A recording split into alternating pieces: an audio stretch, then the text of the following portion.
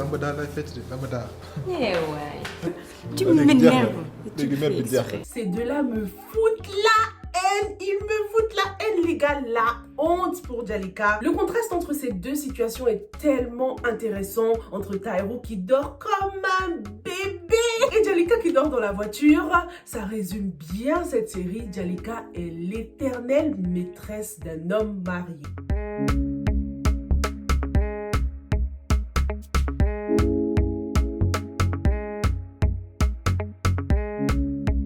Bonjour à tous et bienvenue sur Yeri TV, moi c'est Sylvia et sur cette chaîne je fais des revues et des analyses de films et séries afro.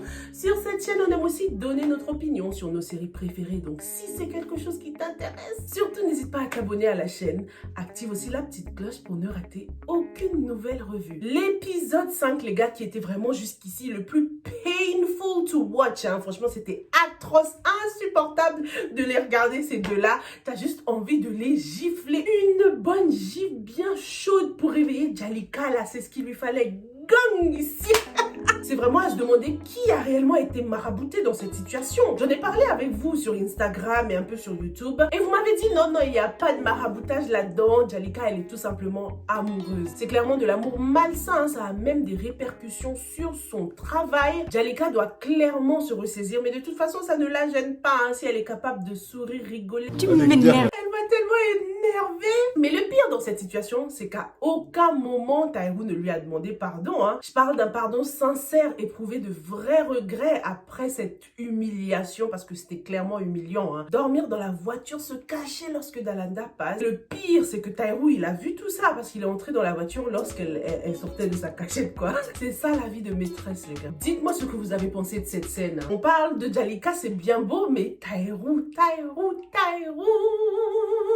T'as vu comment il a dormi comme un bébé? Il ne s'est même pas inquiété une seconde pour Jalika, hein. Elle a dormi dans la rue, dehors, dans la voiture. C'est quand même une situation dangereuse, hein. C'est sûr que bon, Taïrou et Dalanda, ils doivent pas vivre dans le ghetto non plus. Mais on a vu le lendemain matin qu'il y avait des enfants du quartier qui couraient partout, qui frappaient sur la voiture. Donc c'était tout de même très risqué. Et ça nous pousse à nous demander si Taïrou est vraiment amoureux de Jalika. Parce que lorsqu'on aime quelqu'un, on se préoccupe quand même de sa sécurité. On ne la laisse pas dans la voiture overnight comme ça pour ensuite revenir comme si de rien n'était. C'est incroyable. Taïrou, il est égoïste, les gars, ça c'est pas de l'amour, hein. Jalika l'aime, mais Taïrou n'aime pas Jalika. Moi, je suis désolée. J'arrête de dire que Taïrou est amoureux de Jalika. Rappelons-nous qu'au début, c'est un transfert qu'il faisait sur Jalika, hein. Jalika lui rappelait son ex. Donc, elle a peut-être le visage de son ex, mais elle n'a pas le comportement de son ex. Peut-être qu'il est tombé amoureux de son physique, mais peut-être pas de sa personnalité. Il y a un nouveau prétendant qui vient de débarquer à Dakar. Merci, Dalanda.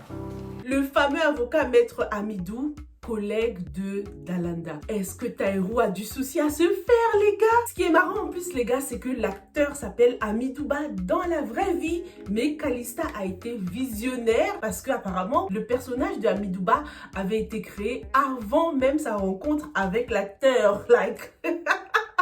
Un truc de dingue. Ça me donne aussi l'occasion de vous parler du livre de l'acteur Amidouba. Donc je vous mets le lien bien sûr dans la barre de description, hein, le lien direct, hein, pour commander le livre sur Amazon. Je vous ai parlé de La Patte du Mal que j'ai kiffé. De toute façon, j'adore la littérature africaine, hein. Et bien l'acteur Amidouba revient avec un nouveau livre, La Graine Rouge. Je vous lis un peu la quatrième de couverture. Pendant que Saoudatou, une SDF, déambule dans les rues de Conakry en mettant la population en garde contre un danger imminent venant par la mer, Maïmouna, une jeune étudiante en médecine, reçoit un message alarmant d'une journaliste de Pékin. Des sacs de riz contenant un dangereux virus feraient route vers son pays. Le compte à rebours est lancé et Maïmouna devra tout mettre en œuvre pour déjouer un complot international destiné à faire plonger la Guinée dans l'horreur et le chaos. Apparemment, ce livre va parler de virus et tout ça, ce qui nous fait penser un peu au corona quand même, hein, donc il est vraiment dans l'air du temps. Il y a même une note d'une des correctrices du livre qui nous dit que ce roman est étonnamment prémonitoire puisqu'il a été écrit avant la pandémie de la Covid. Il nous entraîne dans les arcanes d'un réel complot terrible et terrifiant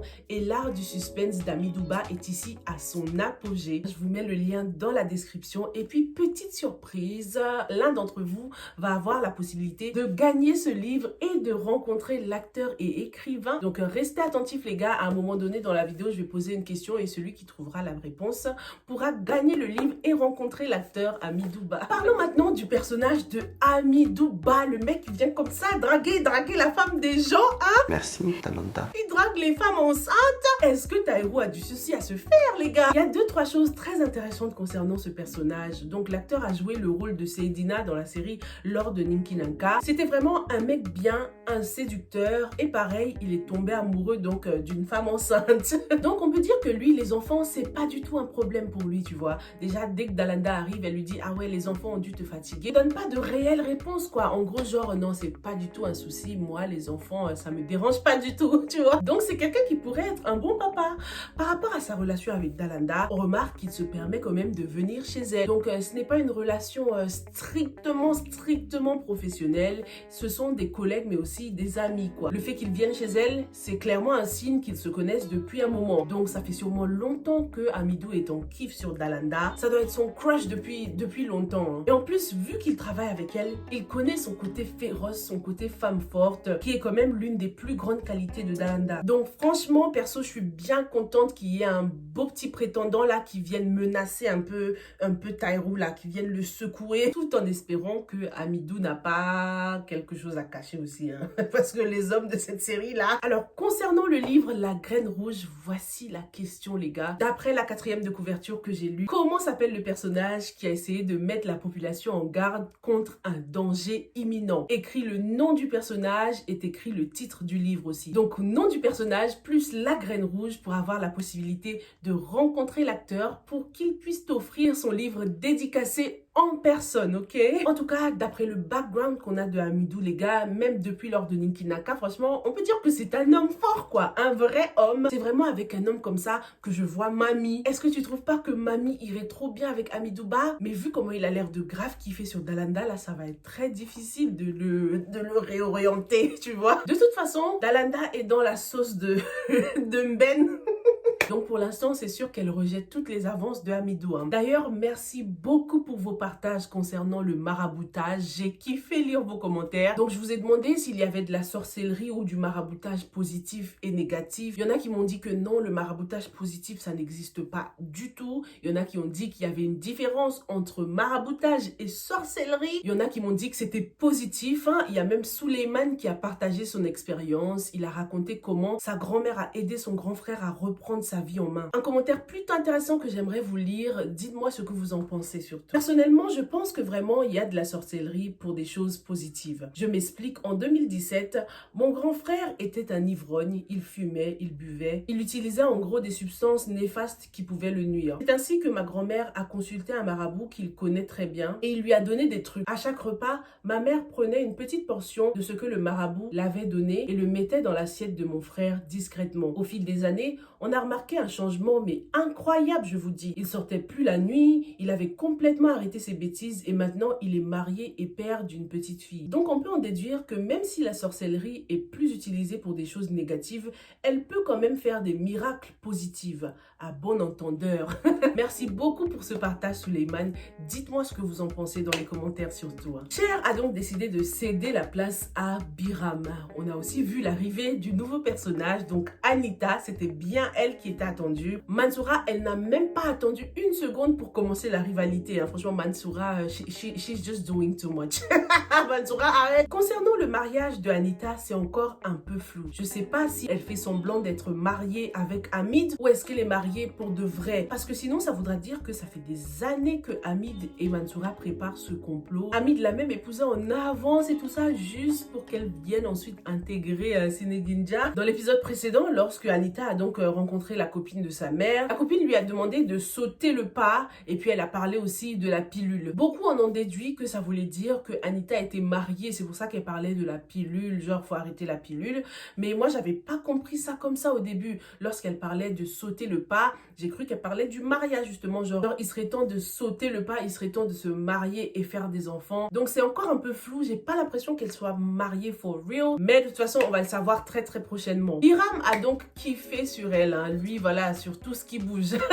Personnellement, je pensais que ça allait être genre un coup de foudre entre ces deux-là. Je m'attendais à ce que la première fois qu'ils se rencontrent soit un peu genre magique. Je m'attendais à ce que ça fasse tilt dans la tête de Biram qu'il se dise ok, this is the one. Mais il n'y a pas eu ça en fait. Moi qui pensais que c'était Anita qui allait changer Biram, vu que sa couleur c'est le bleu turquoise qui est la couleur quand même de la stabilité mentale. Mais il n'y a pas eu ce truc quoi lors de cette première rencontre. Biram était en train de la draguer. Anita elle est clairement en train de jouer un rôle aussi, hein. Elle fait partie du complot. Mais est-ce qu'elle va pas en avoir marre au bout d'un moment quoi? Est-ce qu'elle va pas kiffer Biram for real pour de vrai? Dis-moi ce que t'en penses dans les commentaires. La maman de Raki est donc venue dans le bureau de Cher et elle a croisé Djalika. La question que je me pose c'est qu'est-ce que Djalika faisait à Sénéguindia en fait? Qu'est-ce qu'elle est venue faire dans le bureau de Cher? Elle travaille pas là-bas non? À moins que j'ai oublié quelque chose. J'ai pas compris le prétexte en fait, tu vois. Donc il y a eu cette dispute qui n'était pas du goût de Salif. On apprend donc que Salif n'est pas en Côte d'Ivoire, il est toujours au Sénégal et Marème ne l'a pas choisi. Ce qui est intéressant dans cette scène c'est que maintenant dans cette saison les murs de Sénéguindia sont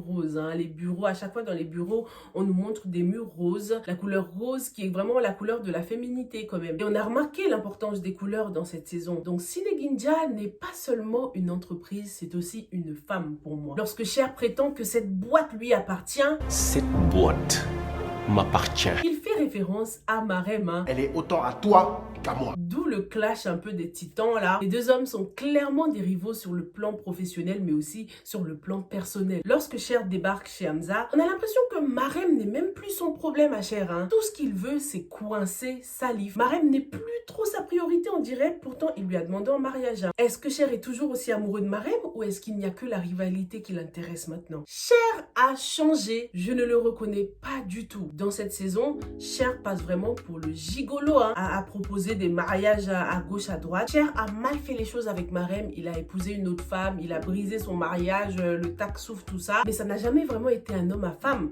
Donc le fait qu'il propose le mariage à Philly comme ça, j'espère qu'il était en train de blaguer, hein, mais bon.